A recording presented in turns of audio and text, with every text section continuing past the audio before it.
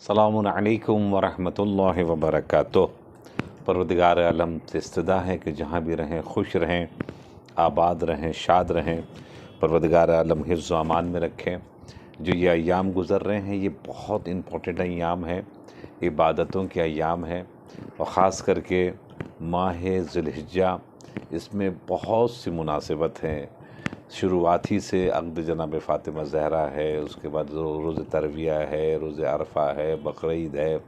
شہادت ہیں دو اماموں کی، اس کے بعد پھر غدیر ہے، مباہلہ ہے،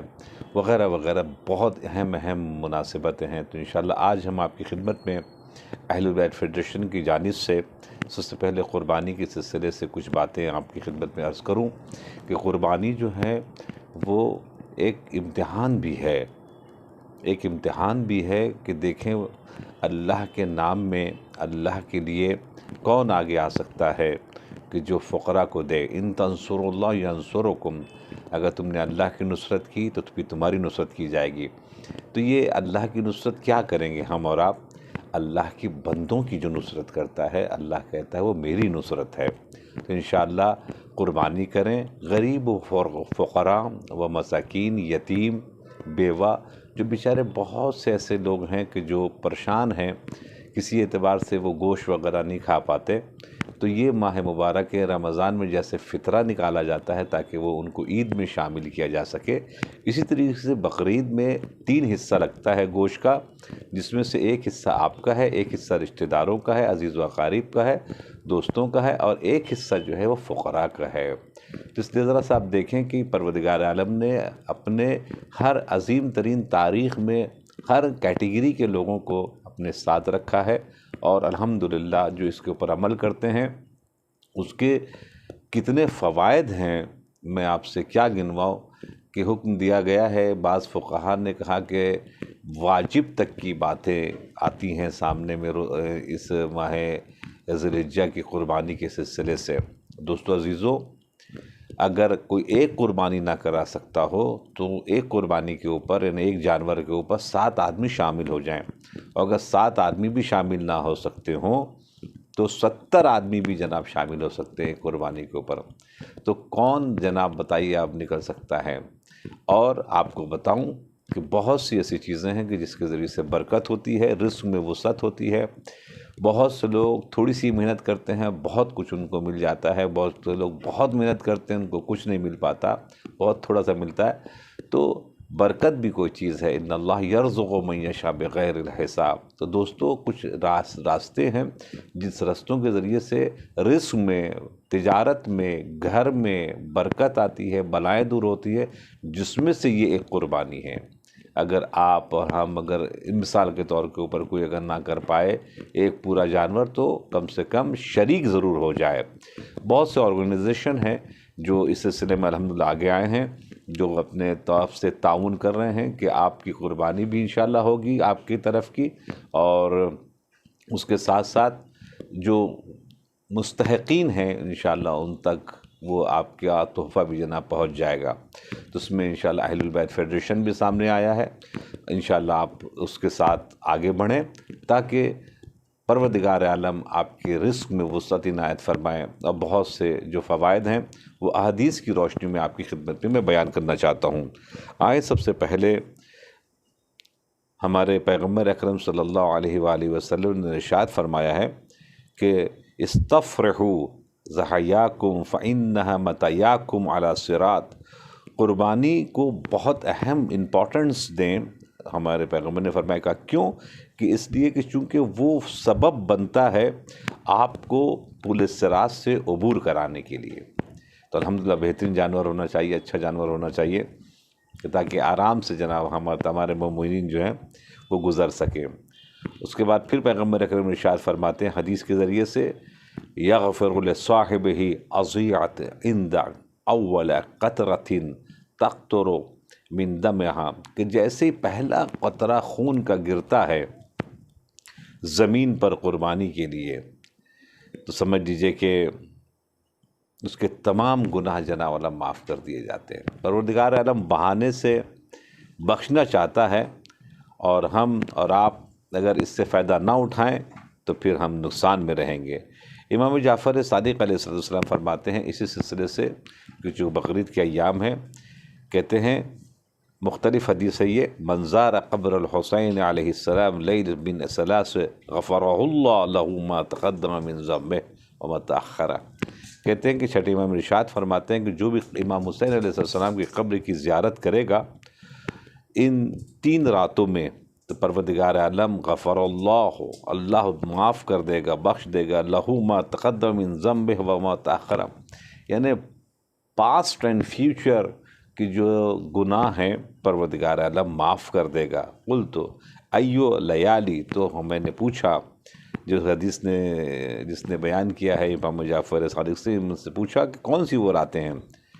جعلت فداک، آپ کے اوپر میری جان قربان ہو جائے؟ قال لیلۃ الفطر، پہلی رات ہے جو فطر کی ہے، لیلۃ الفطر ہے یعنی عید الفطر، و لیلۃ الاضحیٰ، اور یہ بقرعید کی رات ہے جو آنے والی ہے، و لیلۃ نصف من شعبان، اور شعبان کی وہ رات ہے کہ جس میں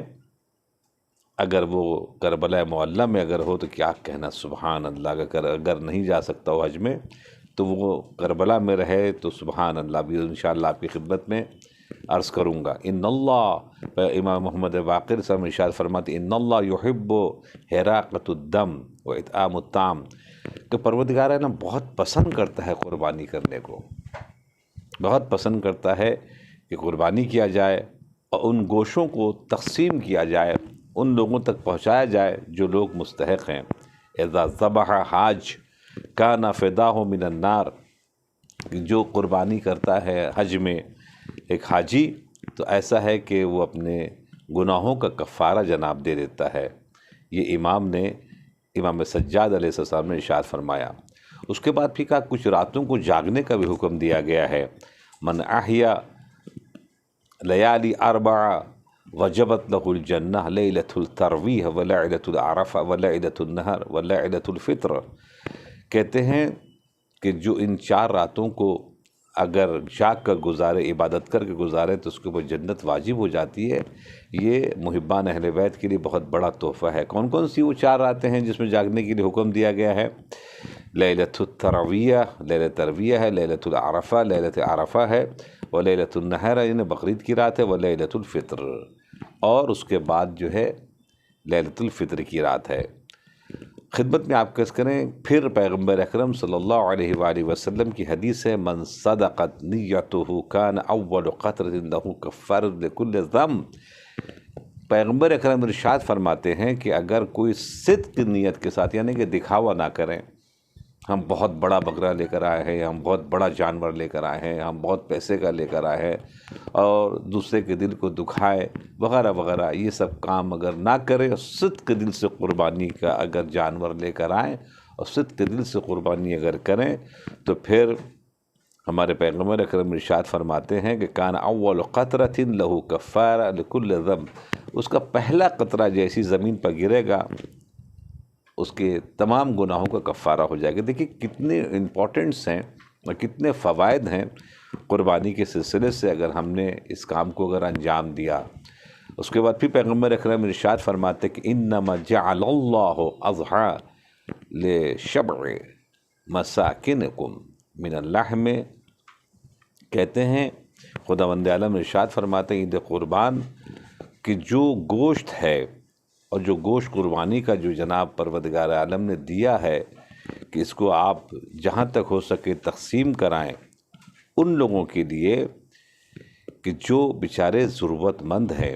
بہت سے ایسے لوگ ہیں جیسے میں نے عرض کیا کہ بہت سے ایسے لوگ ہیں کہ جو بیچارے سال بھر تک گوشت نہیں کھا پاتے،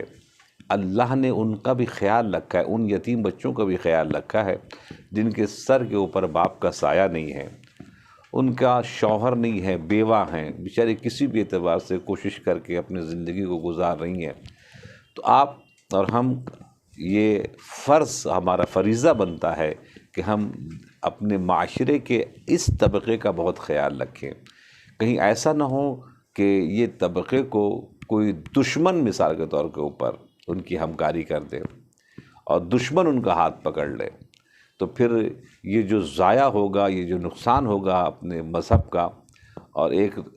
کوئی فرد ادھر سے ادھر چلا جائے یا اس کے سلسلے میں بہت مثال کے طور پر اس کو رجحان ہو جائے، اس کا ذمہ دار کون ہوگا؟ اس کو ذمہ دار ہے وہ افراد ہوں گے کہ جو مثال کے طور پر کچھ کر سکتے تھے اور نہ کیا۔ تو انشاءاللہ آگے بڑھیں قربانی کرنے کے سلسلے سے،